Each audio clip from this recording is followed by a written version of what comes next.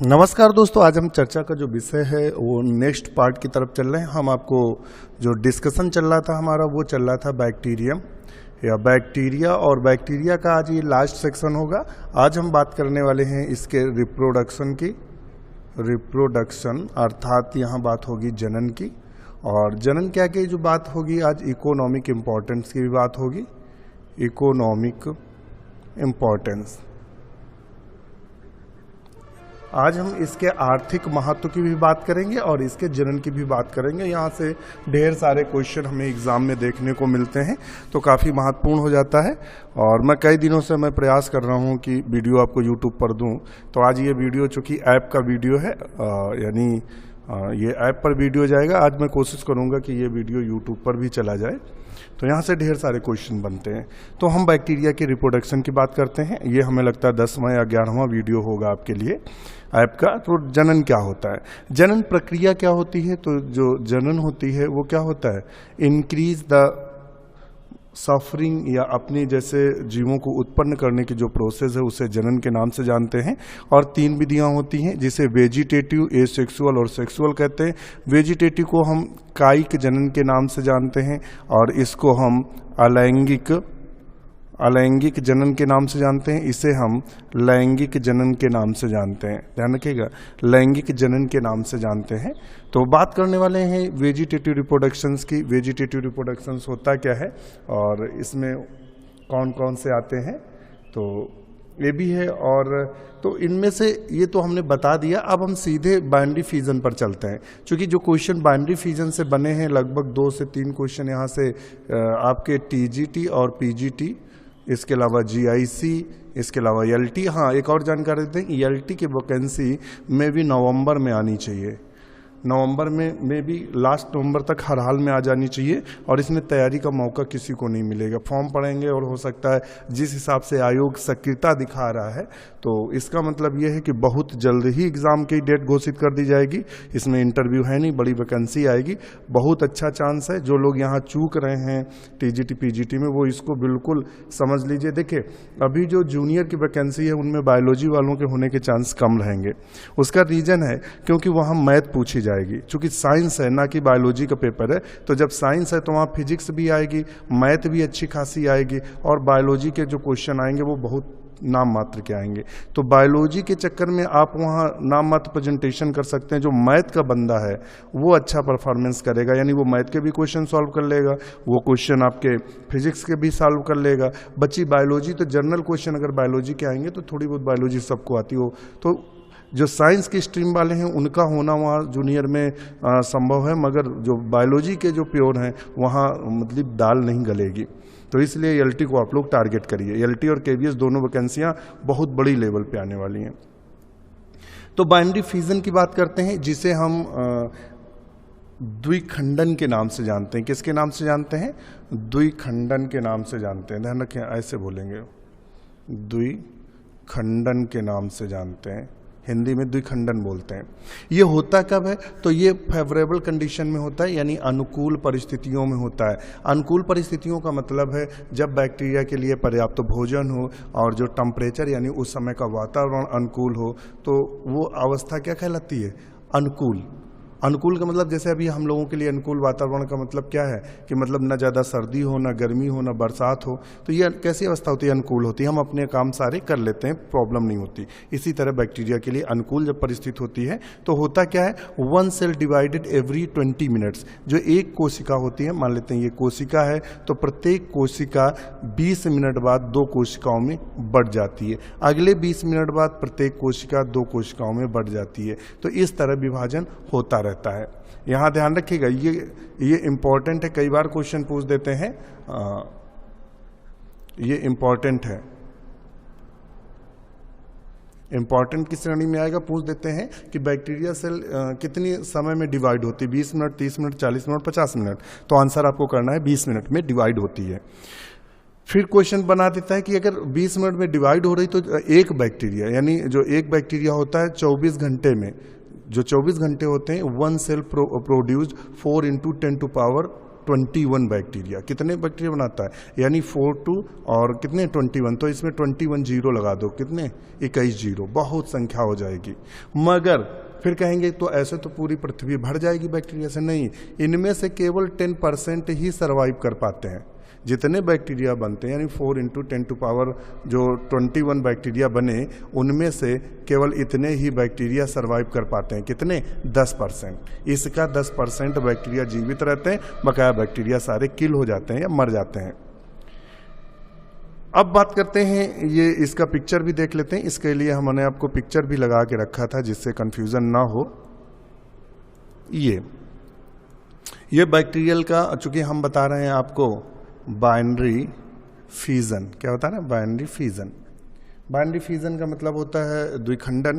तो ये एक बैक्टीरियल सेल है, नॉर्मल बैक्टीरियल सेल है। बैक्टीरियल सेल में आप देखेंगे कि जो बैक्टीरियल सेल है उसका ये जेनेटिक मटेरियल है। तो इसका जो जेनेटिक मटेरियल होता है, अर्थात जो डीएनए होता है, वो इलॉन्गेटेड होता है। न्यूक्लियोटाइड क्या होता है? लंबा होता है। इस तरीके से पहले क्या था? ऐसा था। फिर ये क्या हुआ? इसका जो जेनेटिक मटेरियल है वो थोड़ा सा लंबा होता है। लंबा होने के बाद चूंकि ये डुप्लीकेट हो चुका, जिसमें मात्रा जस्ट दुगनी हो चुकी होती है, और ये बीच से धीरे धीरे एक मेम्ब्रेन बनती जाती है और दोनों मेम्ब्रेन जुड़ जाती हैं। देखिए ये खांच बनती जा रही है और ये खांच धीरे धीरे मिल जाती है। इस प्रकार से 1 से 2 बैक्टीरिया बन जाते हैं। Nucleoids divided cell wall and membrane begins from the transfer septum. एक ट्रांसफर सेप्टम बन जाता है या पट बन जाता है, जिससे 1 से 2 कोशिका बन जाती हैं। तो एक कोशिका से 2 डॉटर सेल्स बन जाती हैं और ये हर 20 मिनट में, अभी 1 से 2 बनी, 2 से फिर कितनी बनी? 4, 4 से 8, 16, 32, 64, ऐसे मल्टीप्लाई होती चली जाती हैं। लास्ट में अगर 24 घंटे की बात करें तो कितना था? 4 × 10⁻21 बैक्टीरिया का फॉर्मेशन हो जाता है, निर्माण हो जाता है या बन जाते हैं, और उनमें से ओनली 10% सर्वाइव कर पाते हैं। क्या कर पाते हैं? 10% ही सर्वाइव कर, बकाया सब मर जाते हैं। तो ये था हमारा बाइनरी फिजन, या मीन्स क्या बोलेंगे, द्विखंडन बोलते हैं हिंदी में। और यहाँ लिमिटिंग फैक्टर क्या होता है? आपसे पूछ सकता है कि यहाँ लिमिटिंग फैक्टर का काम कौन करता है? लिमिटिंग फैक्टर का मतलब जो इनको नियंत्रित कर देता है। तो इनको नियंत्रण क्या करता है? फूड। भाई भोजन के लिए संघर्ष होगा। मान लेते हैं एक बैक्टीरिया आपने कल्चर मीडियम में रखा और वो आराम से भोजन कर रहा था जो अपने न्यूट्रिएंट मटेरियल पर। अब यहाँ बैक्टीरिया बढ़ेंगे तो आपस में क्या करेंगे? कंपटीशन करेंगे, तो लगभग मर जाएंगे, थोड़े बहुत जीवित रहेंगे। तो इसको भी आप ध्यान में रख सकते हैं, इन डाटा को। इसके अलावा अब चलते हैं, समझ में मुझे लगता है आ गया होगा। अब चलते हैं नेक्स्ट पॉइंट पे। एक थोड़ा सा यहाँ एक और चीज लीजिएगा, बैक्टीरिया 4 मेजर फेज। बैक्टीरिया का जो मतलब डेवलपमेंट होता है उसमें 4 अवस्थाएं पाई जाती हैं। एक लैग फेज पाई जाती है, एक लॉग फेज पाई जाती है, एक स्टेशनरी फेज पाई जाती है, एक डिक्लाइन फेज पाई जाती है, जिसे डेथ फेज के नाम से जानते हैं। इस प्रकार बैक्टीरिया में जो ग्रोथ होती है वो 4 फेज में होती है। तो ये भी क्वेश्चन बन सकता है कितने फेज में बैक्टीरिया में डेवलपमेंट होता है? तो 4 फेज होती हैं। These phase constitute the standard bacterial growth curve. तो पूछ सकता है कैसा बैक्टीरियल ग्रोथ कर्व बनता है? तो स्टैंडर्ड बनता है, ध्यान रखिएगा, स्टैंडर्ड बैक्टीरियल ग्रोथ कर्व बनता है। तो ये बहुत इंपॉर्टेंट है, वेरी इंपॉर्टेंट है। आपसे क्वेश्चन पूछ सकता है बैक्टीरिया का ग्रोथ कर्व जो बनता है वो कैसा ग्रोथ कर्व बनता है? तो स्टैंडर्ड बैक्टीरियल ग्रोथ कर्व बनता है, इसको आप ध्यान में रखिएगा। अब एसेक्सुअल रिप्रोडक्शन की बात करते हैं। एसेक्सुअल रिप्रोडक्शन में आता है इंडोस्पोर फॉर्मेशन, इंडोस्पोर का निर्माण होना। ये इंडोस्पोर का फॉर्मेशन क्या होता है? तो हम आपको बता दें कि जब बैक्टीरिया प्रतिकूल परिस्थितियां होती हैं, कैसी होती हैं? प्रतिकूल परिस्थितियां होती हैं। प्रतिकूल का मतलब ऐसी अवस्था हो जब उनके अनुकूल ना हो। मान लेते हैं हम लोगों को सर्दी आपको पसंद ना हो और खूब सर्दी पड़ने लगे, तो क्या प्रतिकूल? पता लगा इतनी सर्दी पड़ने लगे कि कोई नहा ही नहीं रहा है, कोई खाना ही नहीं सही से खा पा रहा है, ना कहीं बाहर जा रहा है। तो ये ऐसी स्थिति क्या होती है? प्रतिकूल अवस्था, प्रतिकूल परिस्थिति का होना। तो प्रतिकूल परिस्थिति में होता क्या है कि इंडोस्पोर बनता है। क्या बनता है? इंडोस्पोर, ध्यान रखिएगा। और ये किस में पाया जाता है? ये gram positive rod shaped bacteria में देखने को मिलता है। किस में देखने को मिलता है? तो ये प्रायः ये हमने लिखा हुआ ना बैसिलस, ये किस में देखने को मिलता है? बैसिलस। वेरी इंपॉर्टेंट क्वेश्चन बना है कि इंडोस्पोर किन बैक्टीरिया में बनता है? तो लगाइएगा बैसिलस, ध्यान रखिएगा, किस में बनता है? बैसिलस में। और ये बैसिलस जो बैक्टीरिया होता है रॉड शेप्ड, ये कैसा होता है? पॉजिटिव होता है। कैसा होता है? ग्राम पॉजिटिव होता है। और ग्राम नेगेटिव पॉजिटिव को हमने विधिवत आपको इस जो पूर्व वीडियो है वहाँ समझाया है। इसके अलावा आप कर क्या सकते हैं, आप गूगल प्ले स्टोर से डॉक्टर नोट्स बायोलॉजी ऐप को डाउनलोड कर सकते हैं। ध्यान रखिएगा, आप डॉक्टर नोट्स बायोलॉजी ऐप को डाउनलोड कर सकते हैं। और यहाँ ये साइन अप है, साइन अप पे जैसे ही आप साइन अप करेंगे तो साइन अप करने के बाद इस तरह आपका नाम, ईमेल और मोबाइल नंबर मांगेगा। जैसे साइन अप डाल देंगे तो वैसे ही ये आपका इस तरह एनरोलमेंट आईडी और पासवर्ड आ जाएगा, जिसको आपको अपने पास सेव कर लेना है। जैसे ही इसको डाल के आगे बढ़ेंगे तो इस तरह का फेस आ जाएगा।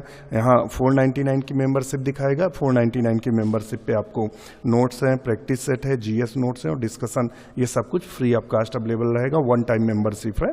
और दूसरी मेंबरशिप यहाँ है 899 की मेंबरशिप है। चूंकि ऑफर चल रहा है तो 899 की मेंबरशिप है, जिसमें आपको कंप्लीट सोल्यूशन है, जिसमें आपको लाइव वीडियो मिलेंगे, सारे सिलेबस के नोट्स मिलेंगे, प्रैक्टिस सेट, डिस्कशन सब कुछ मिलेगा।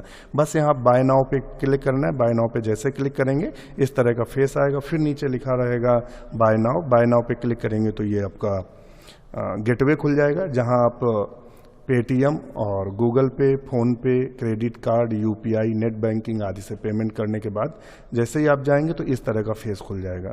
जो वीडियो लेक्चर हैं सारे वीडियो इसी पे मिलेंगे। प्रैक्टिस सेट पे प्रैक्टिस सेट मिलेगा। और नीचे ये लिंक वाला ऑप्शन है जहां मैं बता रहा हूँ, ये लिंक वाले ऑप्शन पे जैसे क्लिक करेंगे तो यहाँ आ जाएगा कॉमन लिंक। और कॉमन लिंक पे जैसे क्लिक करेंगे तो हमारे टेलीग्राम के सारे लिंक अवेलेबल हो जाएंगे, तो वहाँ से आप जुड़ सकते हैं और ज़्यादा से ज़्यादा लाभ ले सकते हैं। हम आपकी पूरी तैयारी कराएंगे। आपको प्रैक्टिस सेट भी मिलेंगे। आपको रात में मैं स्वयं उपस्थित होकर रात्रि 9:45 से लेकर 11 बजे डेली मैं डिस्कशन करता हूं आपके साथ, जितने भी मेंबर हमारे जुड़े हैं। तो आपकी तैयारी ऑटोमेटिक बूस्ट होगी। आपका पढ़ने का मन नहीं होगा तब भी आप पढ़ेंगे हमारे साथ बैठकर। तो हम तो आपके साथ एक तो वीडियो भी मिल रहे हैं, दूसरा डिस्कशन भी हो रहा है। प्रैक्टिस सेट, जीएस कोई भी इतना आपको नहीं दे सकता, ये मैं वादा करता हूँ। दूसरा, ये ऐसा पहला चैनल है जिसने 40+ जो हमारे मित्र हैं वो पीजीटी बायोलॉजी इंटरव्यू में, ध्यान रखिएगा, पीजीटी बायोलॉजी इंटरव्यू में सिलेक्ट हुए हैं। ऐसा कोई भी कोचिंग संस्थान नहीं जो इतनी बड़ी संख्या में लोग सिलेक्ट हुए हों। और आप सब जानते ही हैं कि इससे पहले तो 299 मेंबरशिप रखे थे, क्योंकि मैं खुद लगा रहता हूं आपको रात में, दिन में, सब 24 घंटे मैं आपके साथ उपस्थित रहता हूं। आपसे डिस्कशन कर रहे हैं, आपको वीडियो भी मिल रहे हैं, प्रैक्टिस सेट भी दे रहे हैं, तो आपकी तैयारी कैसे नहीं होगी। तो अगर एलटी केवीएस में आप जॉब पाने के इच्छुक हैं या फिर टीजीटी पीजीटी में, टीजीटी पीजीटी की भी वैकेंसी बहुत जल्द आने वाली है जैसा कि हमें सुनने में आ रहा है। और ये बिल्कुल सटीक जानकारी है, चूंकि तदर्थ वाले जो शिक्षक हैं उनको समायोजित नहीं किया गया है किसी कारणवश, इसलिए बड़ी वैकेंसी फिर आएगी। और जैसे ही नया वर्ष आएगा वैसे ही वैकेंसी आ जानी चाहिए। और चूंकि जो लोग कल गए थे आयोग मिलने, तो उन लोगों को बताया गया है कि 10 से 15 दिन बाद पोर्टल आख्या के लिए खोल दिया जाएगा। जिन कॉलेजों में खाली जगह हैं वो लोग अपनी आख्या वहाँ देंगे। तो इसलिए बड़ी वैकेंसी आएगी, तो जुड़िए, तुरंत जुड़िए और गणनाएं और मत करिएगा। ये ऐसा चैनल है कि जितनी जल्दी जुड़ेंगे उतना ज़्यादा आपको लाभ मिलेगा। चलिए, तो अब हम देखते हैं यहाँ कॉमन बैसिलस हो गया। और क्या रेजिस्टेंस होता है, जो इंडोस्पोर होता है, रेजिस्टेंस होता है किसके प्रति रेजिस्टेंस होता है, तो इस पर ना तो टेम्परेचर का असर होता है ना तो रसायन का असर होता है। तो यहाँ मतलब क्या होता है, टेम्परेचर रेजिस्टेंस होता है और रसायन संश्लेषण मीन्स उसके प्रति भी रेजिस्टेंस होता है। इंडोस्पोर में क्या क्या पाया जाता है, तो कैल्शियम पाया जाता है, इसके अलावा डीपीकोलिनिक एसिड पाया जाता है, डाइपीकोलिनिक बोलेंगे, डीपीकोलिनिक एसिड पाया जाता है, इसके अलावा पेप्टिडो ग्लाइकॉन पाया जाता है। इनसे मिलकर इंडोस्पोर बनता है। मान लेते हैं ये है और इसके चारों ओर कई सारे आवरण बन जाते हैं जिसे इंडोस्पोर के नाम से जानते हैं। और थोड़ा सा हम आपको इसका पिक्चर भी दिखा देंगे इंडोस्पोर का, हमने लगा के रखा था। जैसे ही दिखेगा मैं आपको दिखाता हूँ। ये आप इंडोस्पोर देख लीजिएगा। इंडोस्पोर देखिएगा, ये बैक्टीरियल सेल है। और होता क्या है, जब प्रतिकूल परिस्थितियां होती, मान लेते हैं ये बैक्टीरियल सेल है और बैक्टीरियल सेल के अंदर ये साइटोप्लाज्म भरा है। ये मान लो इसका जेनेटिक मटेरियल है और ये इसका कोशिका द्रव्य भरा हुआ है, साइटोप्लाज्म भरा है। प्रतिकूल परिस्थितियां आने पर यह बैक्टीरिया क्या करता है, अपने जो प्रोटोप्लाज्म होता है उसका प्रोटोप्लाज्म सिकुड़ना शुरू हो जाता है। इस तरीके से सिकुड़ता है और सिकुड़ने के बाद और मीन्स सिकुड़ जाता है, ये मध्य में आ जाता है। और जैसे ही मध्य में आता है, इसके चारों ओर कई सारी परतों का निर्माण हो जाता है और ये मोटी परतनुमा संरचना बन जाती है जिसे हम इंडोस्पोर के नाम से जानते हैं। तो ये देखिएगा इसके अंदर क्या बन रहा है, इंडोस्पोर। धीरे धीरे धीरे धीरे यहाँ क्या हुआ, इंडोस्पोर बन गया, ये इंडोस्पोर बन गया। जैसे इंडोस्पोर बनता है तो क्या होता है, इसमें कई परतें होती हैं। सबसे बाहरी परत को इंडोस्पोर की एक्सोस्पोरियम बोलते हैं। क्या बोलते हैं, एक्सोस्पोरियम के नाम से जानते हैं, एक्सोस्पोरियम बाह्य परत को। दूसरी जो ये वाली परत है ब्लैक कलर की, इसे स्पोर कोट बोलते हैं। क्या बोलते हैं, और सबसे ये वाली जो परत है उसे कॉर्टेक्स बोलते हैं। अंदर वाली जो परत है उसे कोर वाल बोलते हैं। सबसे अंदर वाली जो एरिया है उसको प्लाज्मा मेम्ब्रेन बोलते हैं। फिर ये साइटोप्लाज्म भरा हुआ है, फिर ये इसका न्यूक्लियाइड है। फिर क्या होता है, अनुकूल परिस्थितियां आई। क्या हुआ, मान लेते हैं जैसे बहुत सर्दी हुई तो क्या हुआ, आप रजाई के अंदर घुस गए, बिल्कुल पैक हो गए, नहीं निकल रहा है, अनुकूल परिस्थितियां आई। फिर क्या होता है, जैसे मान लेते हैं टेम्परेचर कम हुआ, बारिश हुई, पानी आया जिसको जो जरूरत थी, तो ये क्या करता है, ये फटता है। ये जैसे फट जाता है तो फटने पर इंडोस्पोर फट गया, जो अंदर का जीव द्रव्य था या प्रोटोप्लास्ट था वो बाहर निकलता है और उसमें बाहर निकलकर जैसे ही वो बाहर आता है फिर उसमें फ्लैजेला आ जाते हैं और वो एक नए बैक्टीरिया का रूप ले लेता है, यानी न्यू बैक्टीरिया बन जाता है। इसे ही इंडोस्पोर फॉर्मेशन कहते हैं। मीन्स प्रतिकूल परिस्थितियों में इंडोस्पोर का निर्माण होता है। मुझे लगता है कंफ्यूजन दूर हो गया होगा। अब चलते हैं अपने पुनः टॉपिक पे। कोनिडिया का फॉर्मेशन। कुछ बैक्टीरिया ऐसे भी होते हैं जो जनन के लिए उनमें कोनिडिया बन जाता है, कोनिडिया। और कोनिडिया प्राय आप सबने कहाँ देखा है, फंगस में देखा है। कहाँ देखा है, फंगस में। मगर नहीं, फंगस के साथ साथ कोनिडिया बैक्टीरिया में भी बनते हैं।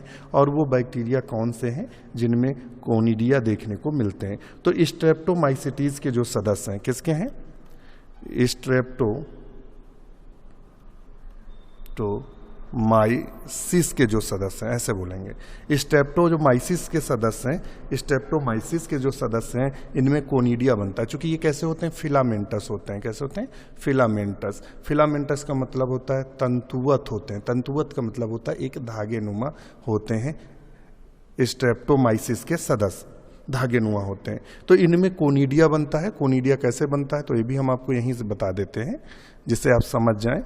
और हम आपको फिर बता दें कि हम उन्हीं बिंदुओं को लेकर चल रहे हैं जो एग्जाम में क्वेश्चन बनेंगे। एक भी बिंदु मैं ऐसा नहीं लूंगा जहां से क्वेश्चन न बने या आपको जबरदस्ती का मैटर हम दें। तो ना तो आपके पास इतना समय और ना हमारे पास इतना समय है कि आपको वो मैटर दें, जबरदस्ती रायता बढ़ाएं।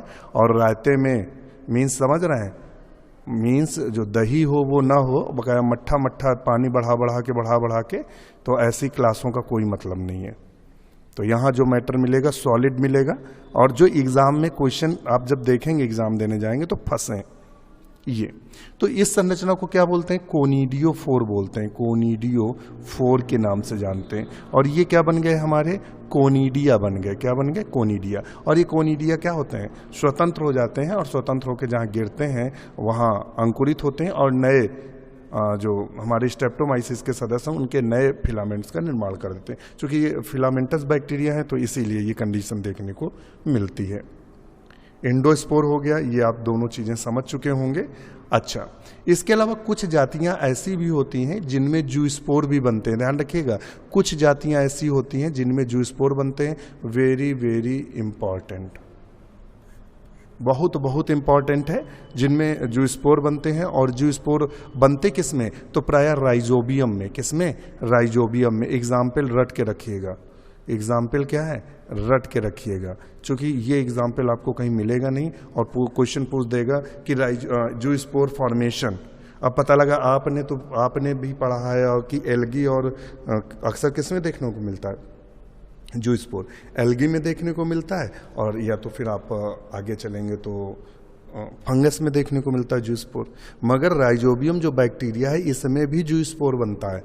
तो इसको भी आप रट के रखेंगे, चूंकि बैक्टीरिया है तो जो एक्सेप्शनल केस होते हैं, जो एक्स्ट्रा हमें दिमाग देते हैं या एक्स्ट्रा हमें परेशान करते हैं, उन पे थोड़ा सा हम विशेष ध्यान रख देंगे। तो इसको भी ध्यान रखिएगा। अब चलते हैं आगे, सेक्सुअल रिप्रोडक्शन। तो एक्चुअली में जो सेक्सुअल या लैंगिक जनन होता है, ध्यान रखिएगा, जो इसमें लैंगिक जनन होता है, ध्यान रखिएगा लैंगिक जनन होता है, तो सेक्सुअल रिप्रोडक्शन प्राय बैक्टीरिया में एब्सेंट होता है। क्या होता है, एब्सेंट होता है। पाया ही नहीं जाता है, फिर हमने लैंगिक जनन क्यों लिखा? मगर यहाँ जीनेटिक रिकॉम्बिनेशन पाया जाता है, जीनेटिक रिकॉम्बिनेशन पाया जाता है। जीनेटिक रिकॉम्बिनेशन क्या होता है? मतलब इसको मतलब ये समझ लीजिए, मान लेते हैं एक ये बैक्टीरिया है, ये आप समझ लीजिए ये, और इसका जीनेटिक मटेरियल ये है, और एक बैक्टीरिया मान लेते हैं ये है।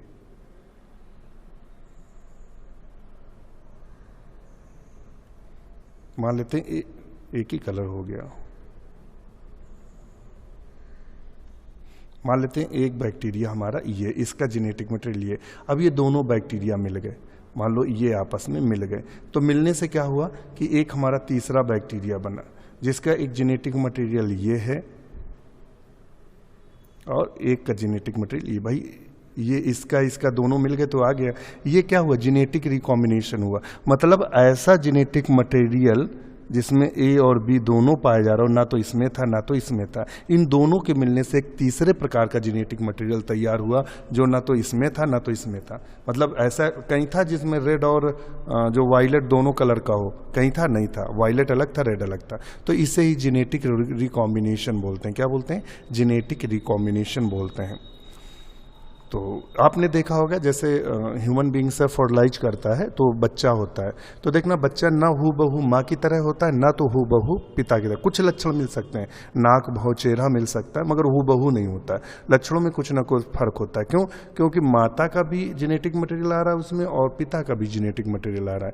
जब माता और पिता दोनों का जेनेटिक मटेरियल आए तो वो नया रिकॉम्बिनेशन तैयार हो गया, नया उस बच्चे में संयोग तैयार हो गया, जो तो ना माता में है बिल्कुल हूबहू ऐसा, न तो पिता में। तो दो के मिलने से एक बिल्कुल तीसरे किस्म का जो तैयार होता है उसे जेनेटिक रिकॉम्बिनेशन। तो बैक्टीरिया में प्रायः जेनेटिक रिकॉम्बिनेशन देखने को मिलता है और सेक्सुअल रिप्रोडक्शन एब्सेंट होता है। तो इसी जेनेटिक रिकॉम्बिनेशन किससे होता है?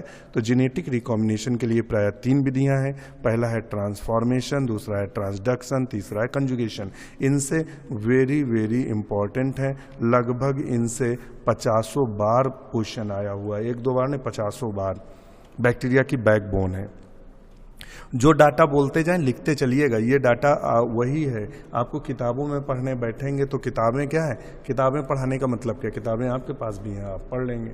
तो किताबें यहाँ नहीं आपको पढ़ना है, यहाँ आपको सिर्फ वो चीज़ें पढ़नी है जो एग्जाम में क्वेश्चन बने। ट्रांसफॉर्मेशन क्या होता है? ट्रांसफॉर्मेशन का मतलब होता है रूपांतरण। क्या होता है? रूपांतरण बोलते हैं। रूपांतरण का मतलब होता है रूप में परिवर्तन होना। क्या होना? परिवर्तन होना। रूप में परिवर्तन का मतलब आप जैसे दिखते हो उसमें परिवर्तन हो जाए, तो उसे हम ट्रांसफॉर्मेशन या रूपांतरण के नाम से जानते हैं। तो रूपांतरण किसने दिया था, मतलब इस पे खोजा किसने था?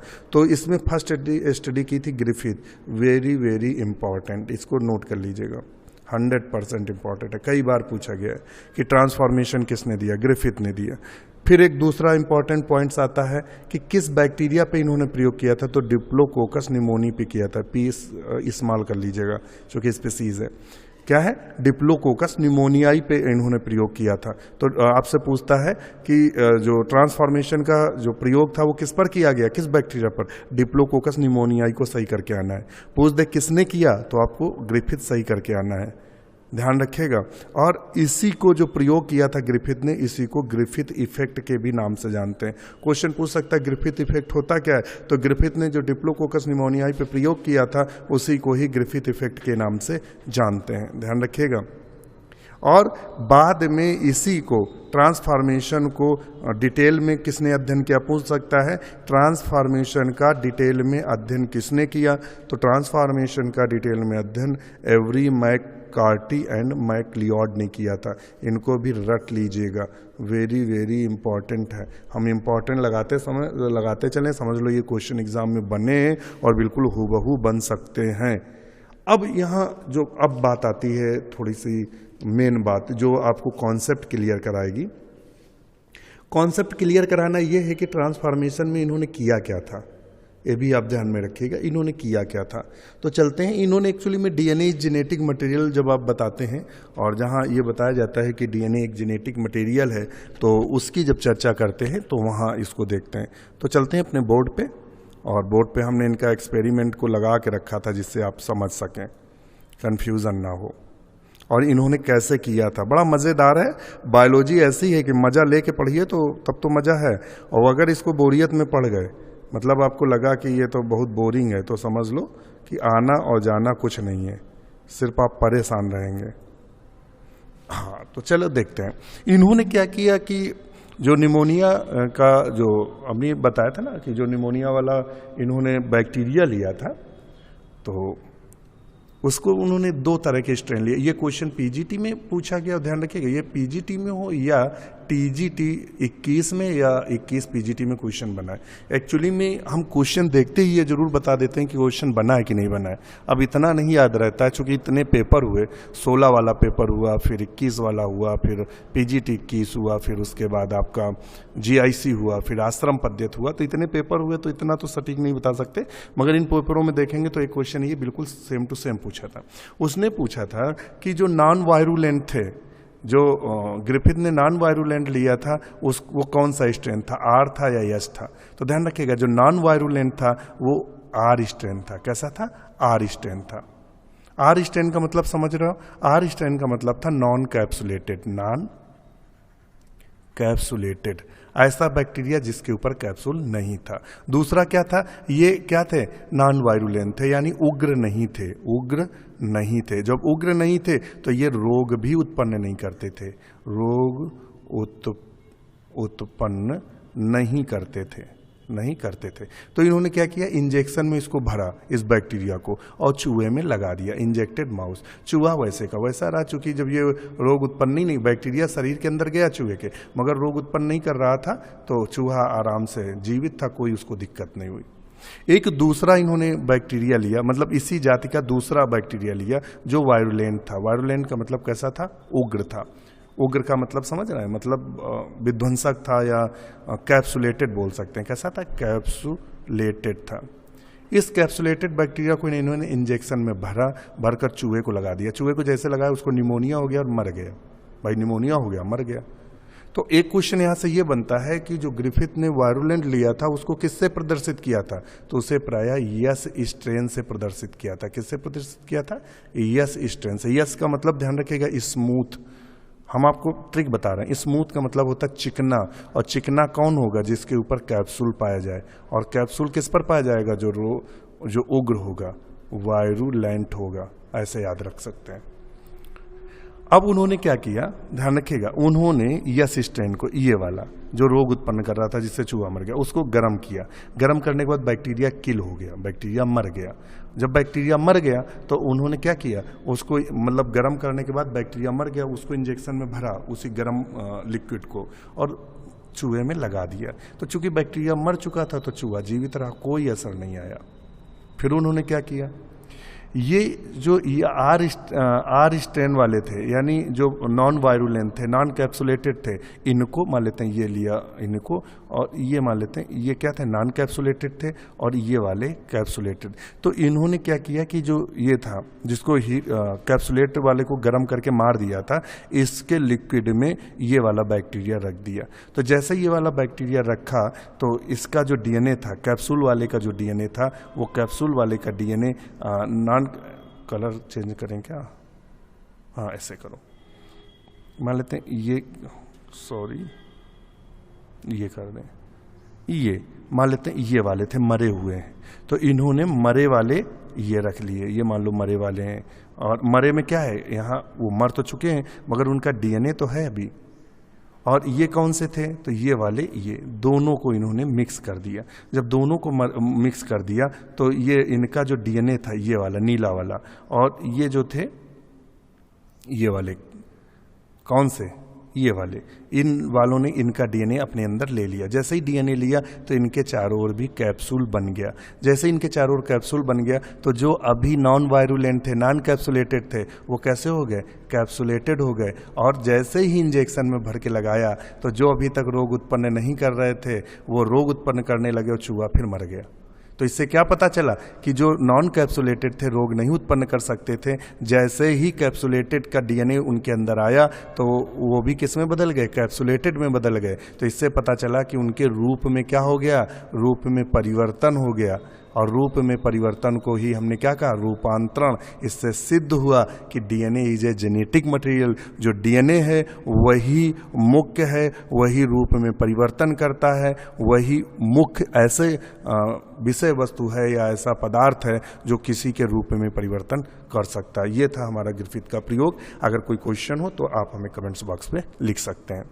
चलिए, तो ग्रिफिथ का तो हो गया। और ग्रिफिथ में हमने आपसे कितनी चीज़ें बताई नोट करने के लिए। एक तो किसने किया, ग्रिफिथ का नाम नोट कर लीजिएगा, कब किया, किस बैक्टीरिया में किया, तो डिप्लोकोकस निमोनियाई में किया, इसको भी ध्यान रखिएगा। और बाद में इसकी डिटेल स्टडी किसने की थी ट्रांसफॉर्मेशन की, तो एवरी कार्टी और मैक्लियोड ने की थी।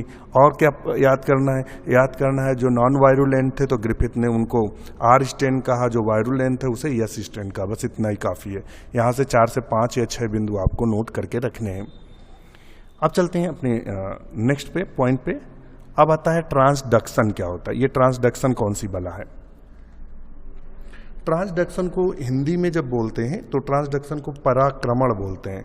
क्या बोलते हैं, पराक्रमण के नाम से जानते हैं। पराक्रमण क्या होता है, पराक्रमण का मतलब यहां से ध्यान दीजिएगा, इसमें क्या होता है, in this method genetic material of one bacterial cell goes to other bacterial cell by agency of bacteriophage. अभी हमने क्या था, ये सेक्सुअल रिप्रोडक्शन नहीं पढ़ रहे हैं, यहाँ हम ये पढ़ रहे हैं कि एक बैक्टीरिया और जो 2 बैक्टीरिया हैं इनके मध्य का जेनेटिक मटेरियल जो आदान प्रदान होता है उससे नया संयोग प्राप्त होता है। ध्यान रखिएगा, नया संयोग प्राप्त होता है और उस नए संयोग को ही जेनेटिक रिकॉम्बिनेशन कहते हैं। तो इसमें भाग कौन लेता है, तो बैक्टीरियोफेज भाग लेता है। क्या लेता है, बैक्टीरियोफेज। बैक्टीरियोफेज क्या होता है, तो हमने आपको वायरस पढ़ाया है। इसके आगे के जितने भी वीडियो हैं वो आपको ऐप पर वायरस सेक्शन में मिल जाएंगे, जहां हमने बैक्टीरियोफेज का पूरा डिस्क्रिप्शन दिया है, वहां से आप देख सकते हैं, अगर आज ये आप पहला वीडियो हमारा देख रहे हैं तो।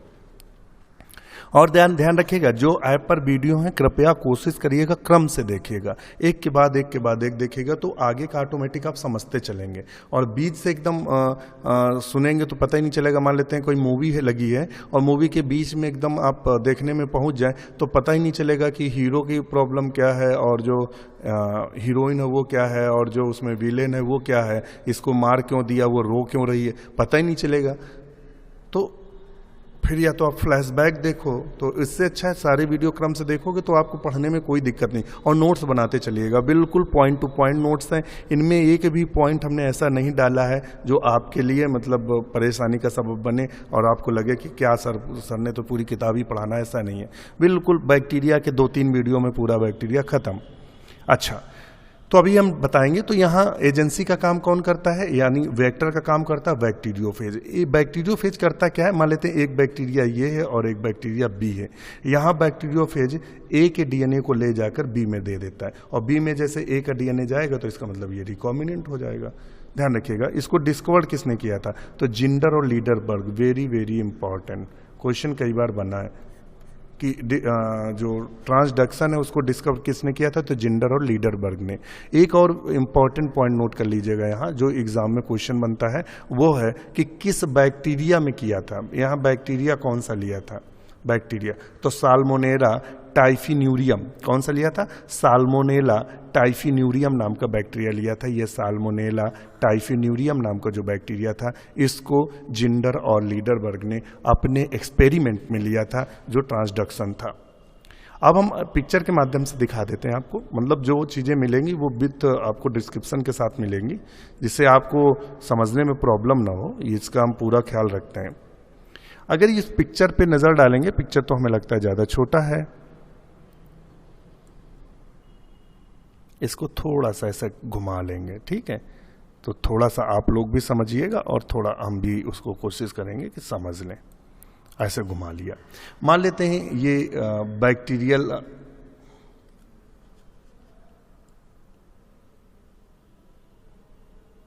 ये कर लेते हैं ऐसे,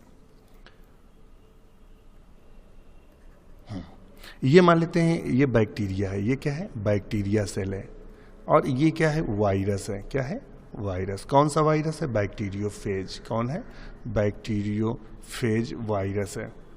ये बैक्टीरियोफेज वायरस क्या हुआ, बैक्टीरिया पर आया, आने के बाद बैठ गया और इसने अपना जेनेटिक मटेरियल बैक्टीरिया में डाला। तो ये जो रेड कलर का है ये देख रहे हैं, ये जो रेड कलर का है, ऐसा कलर लें जो दिखे, ये जो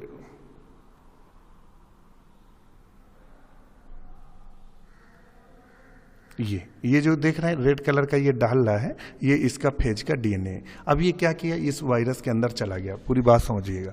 वायरस के अंदर ये डीएनए, वायरस का डीएनए बैक्टीरिया के अंदर चला गया। बैक्टीरिया का डीएनए क्या करता है, बैक्टीरिया को डीएनए को वायरस का जो डीएनए होता है वो कब्जे में ले लेता है। कब्जे में लेने के साथ उसके साथ जुड़ जाता है। तो यहाँ से अगर देखेंगे तो इसका वायरस का डीएनए जुड़ गया और जुड़ने के बाद अपने जैसे कई वायरस बनाए, जब ध्यान रखिएगा वायरस का मान लेते हैं डीएनए रेड लिया है ना, तो रेड लेके बताते हैं आपको। मान लेते हैं ये वायरस का डीएनए और ये ग्रीन वाला बैक्टीरिया का डीएनए।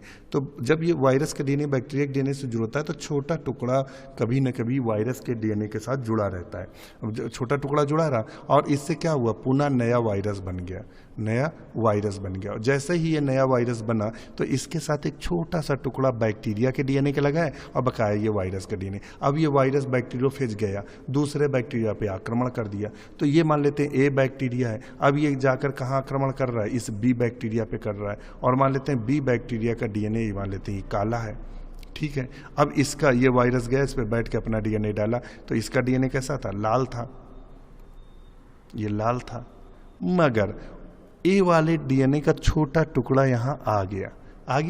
ये मतलब ए वाले डीएनए का छोटा टुकड़ा उसके डीएनए में चिपका रहा, वहां ये आ गया। तो ये क्या हो गया, ए वाले का डीएनए हो गया, ये बी वाले का डीएनए हो गया, ये वायरस का डीएनए हो गया। तो वायरस का डीएनए तो कोई मतलब नहीं। तो यहाँ क्या हुआ, दो बैक्टीरिया का डीएनए वायरस, एक बैक्टीरिया का डीएनए दो बैक्टीरिया का डीएनए हो गया, ए और बी का। यही जेनेटिक रिकॉम्बिनेशन हो गया। क्या हो गया, जेनेटिक रिकॉम्बिनेशन।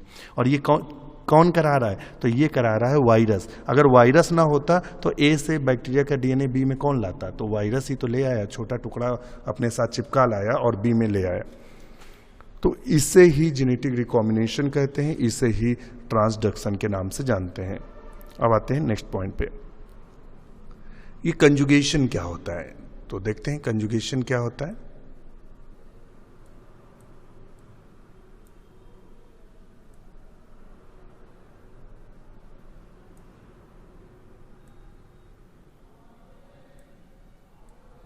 कंजुगेशन क्या होता है, कंजुगेशन की हिंदी होती है संयुग्मन। क्या होती है, संयुग्मन। संयुग्मन मीन्स होता है मिलन, मिलन मीन्स होता है मिलना, मिलन करना, दो का मिलना, ये मिलन करना। तो इसको डिस्कवर्ड किसने किया था, वेरी इंपॉर्टेंट, लीडरबर्ग और टैटम ने, जो हमें लगता है डेट इसकी कट गई है 1946 से, में भी देख लीजिएगा। तो उसका जो डेट था वो हमें लगता है मिस हो गया है और स्कैन करने में। तो डेट थोड़ा सा आप एक बार देख लीजिएगा कि हो सकता है आपको कहीं कंफ्यूजन ना हो इसकी वजह से। तो किसने किया था, लीडरबर्ग और टैटम ने।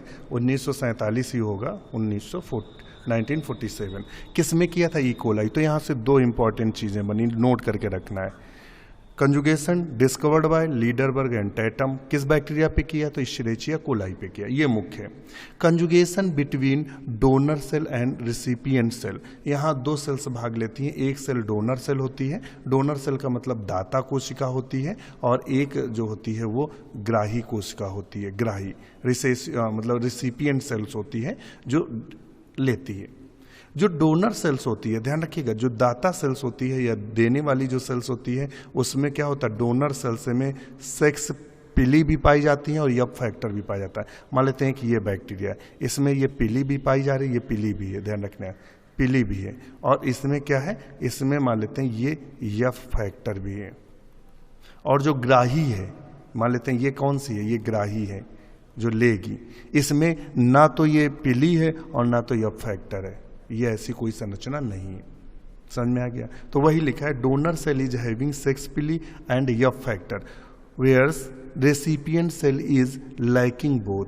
जो रेसिपिएंट, जो ग्राही, जो लेने वाली सेल है, ना तो उसके पास पिली है ना तो फैक्टर है। अर्थात मतलब समझ सकते हैं आप, पैसा किसी से कर्ज लेने जा रहे हैं तो इसका मतलब पैसा आपके पास नहीं है, और जिसके पास जा रहे हैं उसके पास पैसा है तो उससे लेने जा रहे हैं। सिंपल सी बात ये है। ये आप और कोई एग्जाम्पल ले सकते हैं कि कोई भी चीज़ आप लेने जा रहे हैं, मान लेते हैं आप समोसे लेने जा रहे हैं, तो इसका मतलब समोसे आपके पास नहीं है, और जहाँ लेने जा रहे हैं उसके पास समोसे हैं, बस इतनी सी बात है। तो दाता के पास हैं जो आपको देगा, और जो लेने जा रहा है उसके पास नहीं है, बस यही इतना ही अंतर है। और इसको आप समझ सकते हैं, बकाया हम आपको इसको पिक्चर के माध्यम से समझाएंगे, आप बिल्कुल फिक्र मत करिए। HFR क्या होता है, वेरी इंपॉर्टेंट। HFR क्या होता है, एफ फैक्टर में यूनाइट विथ मेन जीनोम। जो एफ फैक्टर होता है, मान लेते हैं ये एफ फैक्टर है और ये मेन जीनोम है, तो ये एफ फैक्टर मेन जीनोम के साथ मिल जाता है या न्यूक्लियर DNA के साथ मिल जाता है। This donor cell is called HFR donor cell. जिसे HFR का मतलब क्या होता है फुल फॉर्म, तो high frequency donor cell. HFR का मतलब होता है हाई फ्रिक्वेंसी डोनर सेल, यानी ऐसी दाता कोशिका जिसमें मतलब बहुत ज़्यादा फ्रिक्वेंसी है देने की। मान लेते हैं कोई ऐसी दुकान हो, इतनी फ्रिक्वेंसी हो कि 1000 लोग हैं, सबको 5 मिनट में फटाफट दे दे। या मान लेते हैं बैंक का ऐसा कर्मचारी जो 1000 लोग खड़े हैं पेमेंट लेने के लिए, सबको फटाफट दे दे। तो उसमें क्या होगा, हाई फ्रिक्वेंसी है, मतलब देने की सबसे ज़्यादा पावर है, इसको ध्यान में रखिएगा। तो वो हाई फ्रिक्वेंसी है। And here DNA transfer rapid. तो जब हाई फ्रिक्वेंसी होगी तो मतलब क्या होगा, तुरंत दे देगा। और मान लेते हैं कम फ्रिक्वेंसी होगी, तो देखा होगा कभी किसी दुकान में जाओ सामान लेने, तो जब कहोगे कि भाई ये हमें दे दो, तो पहले वो सर खुजाएगा, फिर आपका चेहरा देखेगा, फिर आपसे धीरे से इशारा करेगा क्या, तब आप बताओगे फलानी चीज़ देना है, तब वो सोचेगा काफ़ी देर, फिर इधर उधर दुकान में देखेगा, फिर धीरे से खड़ा होगा, फिर लेके आएगा, उसको पोछेगा, रखेगा, मतलब आपको 15 मिनट वो पका देगा। आपको खींच लगेगी ये अच्छा है, दूसरी दुकान देख लेते तो ज़्यादा अच्छा है। मतलब उसमें ट्रांसफ़र में रैपिड पावर है नहीं। एक ऐसी दुकान है, तो जैसे ही वो गए, आपको देखा रोड पे, हाँ इशारा किया, क्या आपने कहा ये चीज़, हाँ उसने निकाल के रख दिया, आप सीढ़ियाँ चढ़े नहीं कि टेबल पे मौजूद है। तो ये चीज़ है। तो ये आप दैनिक जीवन से चीज़ों को समझेंगे तो बहुत आराम रहेगा। अच्छा, अब हम इसका पिक्चर भी आपको दिखा देते हैं जिससे आपको कंफ्यूजन ना हो। ये कौन सी बला है, तो यहां चलते हैं।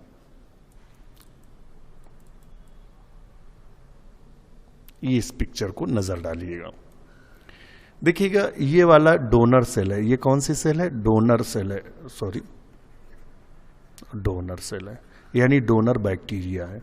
तो इसमें पिलस भी पाया जा रहा है और ये जो हमारा यफ प्लाज्मिड है, AB, दोनों चीजें इसमें उपस्थित हैं। ये रेसिपिएंट है, क्या है, रेसिपिएंट है, यानी ग्राही है, इसको चाहिए। अब क्या होगा, ये जो पिलस है, डोनर ने क्या किया, जो पिलस है वो इसमें चिपका दिया। चिपकाने के बाद इसका जो ये प्लाज्मिड था, मोबाइल प्लाज्मिड, ये रेप्लिकेट होता है। रेप्लिकेट होने के बाद एक प्लाज्मिड जो 1 से 2 बनने जा रहे हैं, उससे एक प्लाज्मिड इसी के द्वारा इसके अंदर प्रवेश करा दिया गया। जब प्रवेश करा दिया गया तो देखिए, जब ये प्लाज्मिड आ गया तो सिंपल सी बात है कि ये ओल्ड डोनर हो गया जो पहले इसने दी, और जैसे ही इसके अंदर प्लाज्मिड आया तो इसमें भी नया पिलस बन गया। क्या बन गया, नया पिलस बन गया, और इसमें भी मोबाइल या फैक्टर आ गया। तो ये भी क्या हो गया, भविष्य में ये भी डोनर का काम करेगा। किसका काम करेगा, डोनर का। तो बस यही कंजुगेशन है, समझ में आया। फिर से सुन लीजिएगा, यहाँ मान लेते हैं 2 बैक्टीरिया A और B हैं, दोनों में से एक में क्या है, पिलस है, और मोबाइल जो प्लाज्मिड है ये अब फैक्टर है, और जो ग्राही है उसमें ऐसा कुछ नहीं है। ये जो देने वाला है ये इसके साथ जुड़ा पिलस के द्वारा, और पिलस से इसके माध्यम से अपना जो यफ फैक्टर है इसके अंदर डाल दिया। जैसे ही यफ फैक्टर गया तो इसमें भी क्या बन गया, पिलस बन गया, और इसमें चूंकि यफ फैक्टर आ चुका है तो ये भी फ्यूचर में डोनर बन जाता है। यह क्या हो गया, कहलाया कंजुगेशन। क्या कहा, संयुग्मन। तो ये था संयुग्मन। अब चलते हैं इकोनॉमिक इंपॉर्टेंस की तरफ। इकोनॉमिक इंपॉर्टेंस में क्या है, तो मुझे लगता है इकोनॉमिक इंपॉर्टेंस हम आपको कल बता दें, चूँकि लगभग 45 मिनट का वीडियो है और बहुत बड़े वीडियो में फिर उभाव होता है। तो इसके आगे का जो वीडियो होगा तो कल हम आपको जो हमारा कल का प्लान है वो हम आपको फंगस और बैक्टीरिया का इकोनॉमिक इंपॉर्टेंस, और जो टाइम बचेगा उसमें हमको फंगस, तो कल से फंगस स्टार्ट करेंगे। मगर इकोनॉमिक इंपॉर्टेंस भी इसका काफ़ी इंपॉर्टेंट है, 2 से 4 क्वेश्चन बनते हैं यहाँ से इकोनॉमिक इंपॉर्टेंस से। तो नेक्स्ट वीडियो में हम आपको इकोनॉमिक इंपॉर्टेंस उपलब्ध करा देंगे। इसी के साथ नमस्कार।